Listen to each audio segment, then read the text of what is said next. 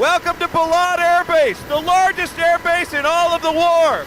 Right now, we are in a Black Hawk helicopter patrolling the perimeter about 40 miles north of Baghdad. More than 850 Air Force cargo planes land every month in Balad, offloading millions of pounds of cargo, while their sleeker, faster cousins guard their backs. The base also houses Camp Anaconda, where more than 20,000 Army soldiers stand at the ready to respond to threats outside the fence line. No spot here is safe. But the most dangerous area is the North Gate, where 1,400 Iraqis stream into the base every day looking for work. And the man in charge of this vulnerable choke point wears a familiar badge back home. It's very similar to being a King County deputy. Unfortunately or fortunately, depending on how you look at it. Captain Stan Seo and Fort Lewis's 181st Support Battalion have the unenviable job of screening all of the Iraqi nationals coming through. Any one of them could be an insurgent carrying a bomb. Yelm native Rachel Gorka stands at the farthest point, well beyond the wire. She is the initial contact with the dangerous unknown. Oh, every day I have to make sure I stay alert, looking for suspicious things, that someone might be wearing, or an extra puffy jacket or something. Just have to make sure I always watch, always keep an eye out. Right next to her, Doug Peterson of Ording, who has already been knocked back by a mortar blast near the gate, but survived without a scratch. If I think about it too much, I'll probably end up going to mental health or something like that and see the psychiatrist. Yeah, Iraqis say, inshallah, if God wills, and that's pretty much the way you got to go about life here. Peterson has learned a lot from the men who join him in danger every morning, the Iraqi National Guard, trained by American forces and seemingly willing to take an active role in their country's rebirth. The Americans, they give it to the people more security and more freedom and more democracy and a lot of jobs, and before it was nothing.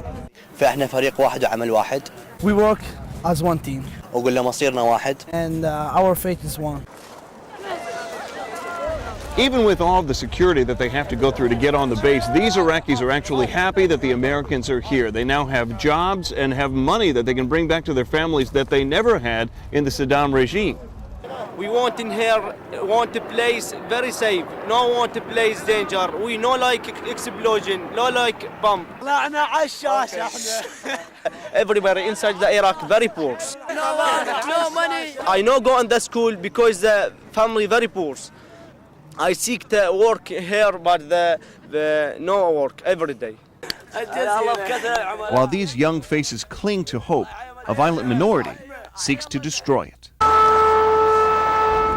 2 more mortar attacks today. This last one actually set off the red alert, so we had to scrap our chute, and now we're heading to a hardened bunker.